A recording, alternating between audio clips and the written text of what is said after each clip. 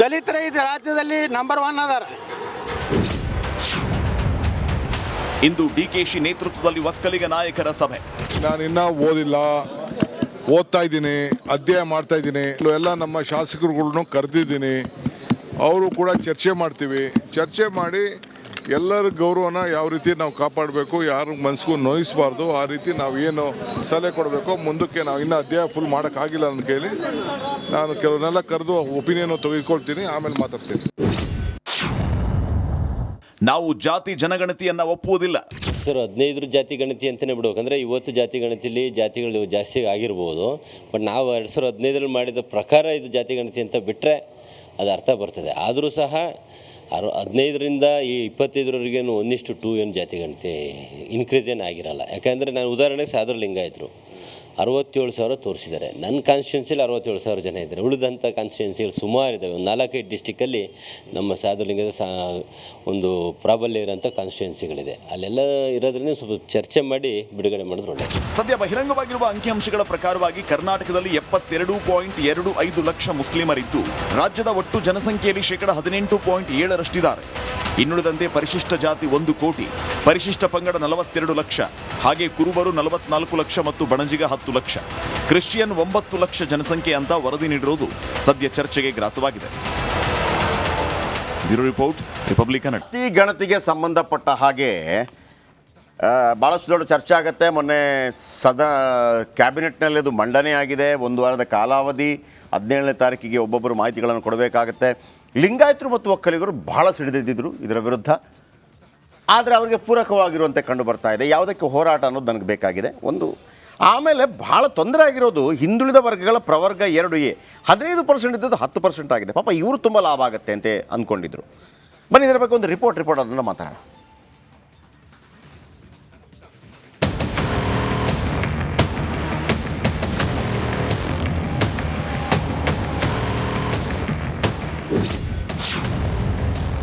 ಜಾತಿ ಜನಗಣತಿಯಲ್ಲಿ ಮುಸ್ಲಿಮರೇ ನಂಬರ್ 1. ಮುಸ್ಲಿಮರ ಅಲ್ಪಸಂಖ್ಯಾತ ಟ್ಯಾಗ್ ತೆಗೀರಿ. ಜಾತಿ ಜನಗಣತಿ ಸದ್ಯ ರಾಜ್ಯ ರಾಜಕಾರಣದಲ್ಲಿ ನಿಗಿ ಕೆಂಡವಾಗಿ ಉರಿತಾ ಇದೆ. ಅದರಲ್ಲೂ ವರದಿಯ ಅಂಕಿಅಂಶ ಬಹಿರಂಗವಾಗಿದ್ದು ಇದೀಗ ಹೊಸ ಚರ್ಚೆ ಹುಟ್ಟುಹಾಕಿದೆ. ರಾಜ್ಯದ ಜನಸಂಖ್ಯೆಯಲ್ಲಿ ಮುಸ್ಲಿಂ ಸಮುದಾಯವೇ ನಂಬರ್ 1 ಸ್ಥಾನದಲ್ಲಿದೆ ಅಂತ ವರದಿ ನೀಡಲಾಗಿದೆ. ಇದು ಆಡಳಿತ ಮತ್ತು ವಿಪಕ್ಷಗಳ ನಡುವೆ ಹೊಸ ಗುದ್ದಾಟಕ್ಕೆ ಕಾರಣವಾಗಿದೆ.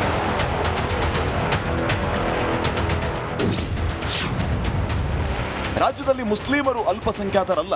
ಜಾತಿ ಗಣತಿ ಇದನ್ನ ಸಮೀಕ್ಷೆನೇ ಸರಿ ಇಲ್ಲ. ಈಗ ಮುಸ್ಲಿಮರೇ ನಂಬರ್ 1 ಅದಾರಲ್ಲ, ಹಾಗಾದ್ರೆ ಅವರು ಅಲ್ಪಸಂಖ್ಯಾತರು ಇದರಿಂದ ತೆಗೆದುಬಿಡ್ರಿ ಪಟ್ಟಿದಿಂದ. ಅವರು ಬಹುಸಂಖ್ಯಾತರಾಗ್ಯಾರ. ಅಲ್ಪಸಂಖ್ಯಾತರು ಯಾರ್ಯಾರ? ದಲಿತರ ಈ ರಾಜ್ಯದಲ್ಲಿ ನಂಬರ್ 1 ಅದಾರ. ಇಂದು ಡಿಕೆಶಿ ನೇತೃತ್ವದಲ್ಲಿ ಒಕ್ಕಲಿಗ ನಾಯಕರ ಸಭೆ. ನಾನು ಇನ್ನೂ ಓದ್ತಾ ಇದ್ದೀನಿ, ಅಧ್ಯಯನ ಮಾಡ್ತಾ ಇದ್ದೀನಿ. ಎಲ್ಲ ನಮ್ಮ ಶಾಸಕರುಗಳನ್ನು ಕರೆದಿದ್ದೀನಿ. ಅವರು ಕೂಡ ಚರ್ಚೆ ಮಾಡ್ತೀವಿ. ಚರ್ಚೆ ಮಾಡಿ ಎಲ್ಲರ ಗೌರವನ ಯಾವ ರೀತಿ ನಾವು ಕಾಪಾಡಬೇಕು, ಯಾರು ಮನಸ್ಸಿಗೂ ನೋಯಿಸಬಾರ್ದು, ಆ ರೀತಿ ನಾವು ಏನು ಸಲಹೆ ಕೊಡಬೇಕು. ಮುಂದಕ್ಕೆ ನಾವು ಇನ್ನೂ ಅಧ್ಯಯನ ಫುಲ್ ಮಾಡೋಕ್ಕಾಗಿಲ್ಲ ನನ್ನ ಕೈಲಿ. ನಾನು ಕೆಲವನ್ನೆಲ್ಲ ಕರೆದು ಒಪಿನಿಯನ್ ತೆಗೆದುಕೊಳ್ತೀನಿ, ಆಮೇಲೆ ಮಾತಾಡ್ತೀನಿ. ನಾವು ಜಾತಿ ಜನಗಣತಿಯನ್ನ ಒಪ್ಪುವುದಿಲ್ಲ. ಸರ್ 15 ಜಾತಿ ಗಣತಿ ಅಂತಲೇ ಬಿಡ್ಬೇಕಂದ್ರೆ ಇವತ್ತು ಜಾತಿ ಗಣತಿಯಲ್ಲಿ ಜಾತಿಗಳು ಜಾಸ್ತಿ ಆಗಿರ್ಬೋದು.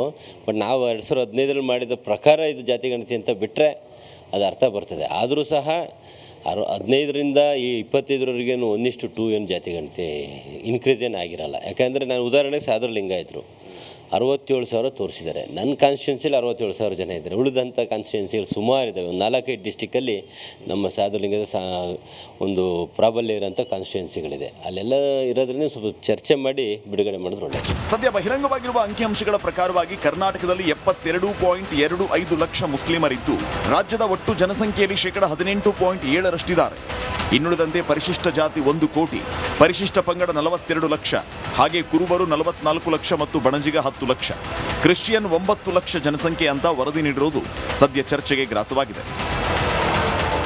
Bureau report, republic Kannada.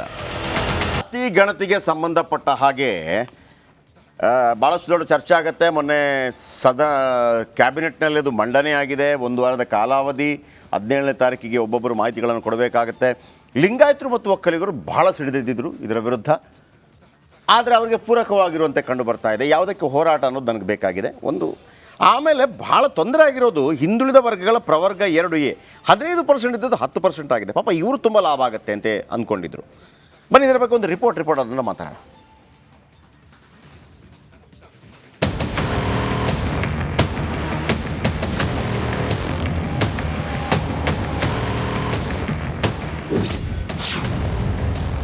ಜಾತಿ ಜನಗಣತಿಯಲ್ಲಿ ಮುಸ್ಲಿಮರೇ ನಂಬರ್ 1. ಮುಸ್ಲಿಮರ ಅಲ್ಪಸಂಖ್ಯಾತ ಟ್ಯಾಗ್ ತೆಗೀರಿ. ಜಾತಿ ಜನಗಣತಿ ಸದ್ಯ ರಾಜ್ಯ ರಾಜಕಾರಣದಲ್ಲಿ ನಿಗಿ ಕೆಂಡವಾಗಿ ಉರಿತಾ ಇದೆ. ಅದರಲ್ಲೂ ವರದಿಯ ಅಂಕಿಅಂಶ ಬಹಿರಂಗವಾಗಿದ್ದು ಇದೀಗ ಹೊಸ ಚರ್ಚೆ ಹುಟ್ಟು ಹಾಕಿದೆ. ರಾಜ್ಯದ ಜನಸಂಖ್ಯೆಯಲ್ಲಿ ಮುಸ್ಲಿಂ ಸಮುದಾಯವೇ ನಂಬರ್ 1 ಸ್ಥಾನದಲ್ಲಿದೆ ಅಂತ ವರದಿ ನೀಡಲಾಗಿದೆ. ಇದು ಆಡಳಿತ ಮತ್ತು ವಿಪಕ್ಷಗಳ ನಡುವೆ ಹೊಸ ಗುದ್ದಾಟಕ್ಕೆ ಕಾರಣವಾಗಿದೆ.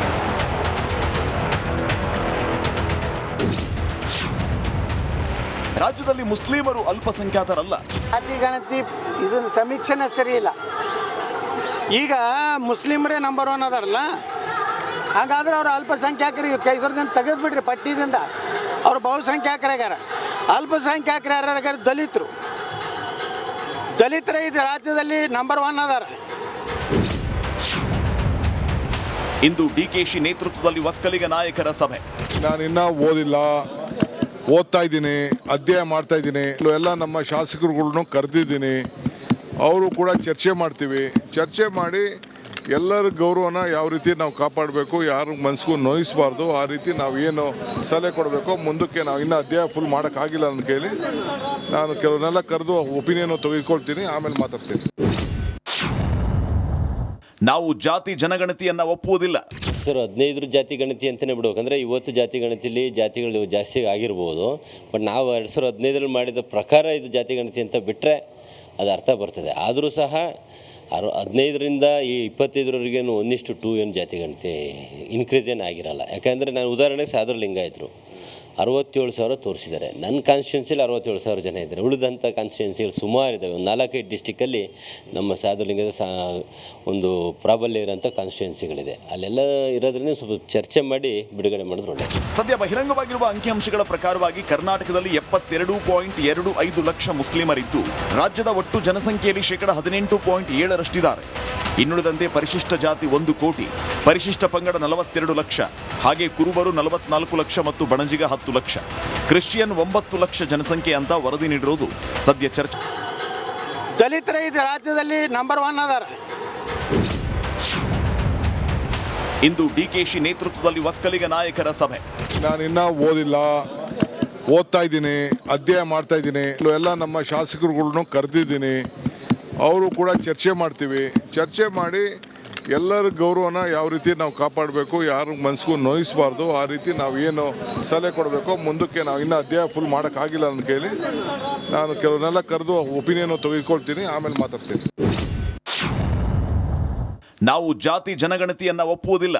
ಸರ್ 15 ಜಾತಿ ಗಣತಿ ಅಂತಲೇ ಬಿಡ್ಬೇಕು. ಅಂದರೆ ಇವತ್ತು ಜಾತಿ ಗಣತಿಲಿ ಜಾತಿಗಳು ಜಾಸ್ತಿ ಆಗಿರ್ಬೋದು, ಬಟ್ ನಾವು 2015 ಮಾಡಿದ ಪ್ರಕಾರ ಇದು ಜಾತಿ ಗಣತಿ ಅಂತ ಬಿಟ್ಟರೆ ಅದು ಅರ್ಥ ಬರ್ತದೆ. ಆದರೂ ಸಹ 15ರಿಂದ ಈ 25ರವರೆಗೇನು 1:2 ಏನು ಜಾತಿ ಗಣತಿ ಇನ್ಕ್ರೀಸ್ ಏನು ಆಗಿರಲ್ಲ. ಯಾಕಂದರೆ ನಾನು ಉದಾಹರಣೆಗೆ ಸಾದ್ರ ಲಿಂಗಾಯತರು 67,000 ತೋರಿಸಿದ್ದಾರೆ. ನನ್ನ ಕಾನ್ಸ್ಟಿಟ್ಯೂನ್ಸಿಲಿ 67,000 ಜನ ಇದ್ದಾರೆ. ಉಳಿದಂಥ ಕಾನ್ಸ್ಟಿಟ್ಯೂನ್ಸಿಗಳು ಸುಮಾರು ಇದ್ದಾವೆ. ಒಂದು 4-5 ಡಿಸ್ಟಿಕ್ಕಲ್ಲಿ ನಮ್ಮ ಸಾಧುಲಿಂಗದ ಒಂದು ಪ್ರಾಬಲ್ಯ ಇರೋಂಥ ಕಾನ್ಸ್ಟಿಟ್ಯೂನ್ಸಿಗಳಿದೆ. ಅಲ್ಲೆಲ್ಲ ಇರೋದ್ರಿಂದ ಸ್ವಲ್ಪ ಚರ್ಚೆ ಮಾಡಿ ಬಿಡುಗಡೆ ಮಾಡಿದ್ರು ಒಳ್ಳೆಯದು. ಸದ್ಯ ಬಹಿರಂಗವಾಗಿರುವ ಅಂಕಿಅಂಶಗಳ ಪ್ರಕಾರವಾಗಿ ಕರ್ನಾಟಕದಲ್ಲಿ 72.25 ಲಕ್ಷ ಮುಸ್ಲಿಮರಿದ್ದು ರಾಜ್ಯದ ಒಟ್ಟು ಜನಸಂಖ್ಯೆಯಲ್ಲಿ 18.7% ಇನ್ನುಳಿದಂತೆ ಪರಿಶಿಷ್ಟ ಜಾತಿ 1 ಕೋಟಿ, ಪರಿಶಿಷ್ಟ ಪಂಗಡ 42 ಲಕ್ಷ, ಹಾಗೆ ಕುರುಬರು 44 ಲಕ್ಷ ಮತ್ತು ಬಣಜಿಗ 10 ಲಕ್ಷ, ಕ್ರಿಶ್ಚಿಯನ್ 9 ಲಕ್ಷ ಜನಸಂಖ್ಯೆ ಅಂತ ವರದಿ ನೀಡಿರುವುದು ಸದ್ಯ ಚರ್ಚೆಗೆ ಗ್ರಾಸವಾಗಿದೆ. Bureau report, republic Kannada. ಈ ಗಣತಿಗೆ ಸಂಬಂಧಪಟ್ಟ ಹಾಗೆ ಭಾಳಷ್ಟು ದೊಡ್ಡ ಚರ್ಚೆ ಆಗುತ್ತೆ. ಮೊನ್ನೆ ಕ್ಯಾಬಿನೆಟ್ನಲ್ಲಿ ಅದು ಮಂಡನೆ ಆಗಿದೆ. 1 ವಾರದ ಕಾಲಾವಧಿ, 17ನೇ ತಾರೀಕಿಗೆ ಒಬ್ಬೊಬ್ಬರು ಮಾಹಿತಿಗಳನ್ನು ಕೊಡಬೇಕಾಗುತ್ತೆ. ಲಿಂಗಾಯತರು ಮತ್ತು ಒಕ್ಕಲಿಗರು ಬಹಳ ಸಿಡಿದಿದ್ದರು ಇದರ ವಿರುದ್ಧ. ಆದರೆ ಅವರಿಗೆ ಪೂರಕವಾಗಿರುವಂತೆ ಕಂಡು ಬರ್ತಾ ಇದೆ. ಯಾವುದಕ್ಕೆ ಹೋರಾಟ ಅನ್ನೋದು ನನಗೆ ಬೇಕಾಗಿದೆ ಒಂದು. ಆಮೇಲೆ ಭಾಳ ತೊಂದರೆ ಆಗಿರೋದು ಹಿಂದುಳಿದ ವರ್ಗಗಳ ಪ್ರವರ್ಗ 2A 15% ಇದ್ದದ್ದು 10% ಆಗಿದೆ. ಪಾಪ ಇವರು ತುಂಬ ಲಾಭ ಆಗುತ್ತೆ ಅಂತ ಅಂದ್ಕೊಂಡಿದ್ರು. ಬನ್ನಿ ಇದರ ಬಗ್ಗೆ ಒಂದು ರಿಪೋರ್ಟ್ ಅದನ್ನು ಮಾತಾಡೋಣ.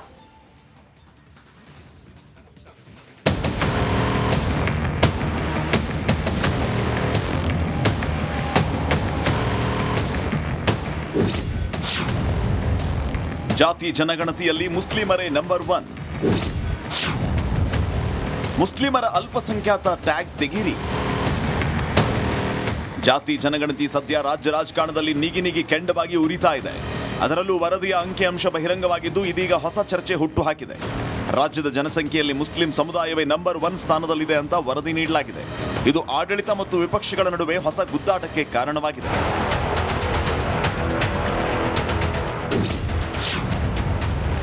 ರಾಜ್ಯದಲ್ಲಿ ಮುಸ್ಲಿಮರು ಅಲ್ಪಸಂಖ್ಯಾತರಲ್ಲ. ಜಾತಿ ಗಣತಿ ಇದನ್ನ ಸಮೀಕ್ಷೆನೇ ಸರಿ ಇಲ್ಲ. ಈಗ ಮುಸ್ಲಿಮರೇ ನಂಬರ್ 1 ಅದಾರಲ್ಲ, ಹಾಗಾದ್ರೆ ಅವರು ಅಲ್ಪಸಂಖ್ಯಾತರು ಇದ್ರದಿಂದ ತೆಗೆದುಬಿಡ್ರಿ ಪಟ್ಟಿದಿಂದ. ಅವರು ಬಹುಸಂಖ್ಯಾತರಾಗ್ಯಾರ. ಅಲ್ಪಸಂಖ್ಯಾತರು ಯಾರ್ಯಾರ? ದಲಿತರೇ ಇದು ರಾಜ್ಯದಲ್ಲಿ ನಂಬರ್ 1 ಅದಾರ. ಇಂದು ಡಿಕೆಶಿ ನೇತೃತ್ವದಲ್ಲಿ ಒಕ್ಕಲಿಗ ನಾಯಕರ ಸಭೆ. ನಾನಿನ್ನ ಓದಿಲ್ಲ, ಓದ್ತಾ ಇದ್ದೀನಿ, ಅಧ್ಯಯನ ಮಾಡ್ತಾ ಇದ್ದೀನಿ. ಎಲ್ಲ ನಮ್ಮ ಶಾಸಕರುಗಳ್ನು ಕರೆದಿದ್ದೀನಿ. ಅವರು ಕೂಡ ಚರ್ಚೆ ಮಾಡ್ತೀವಿ.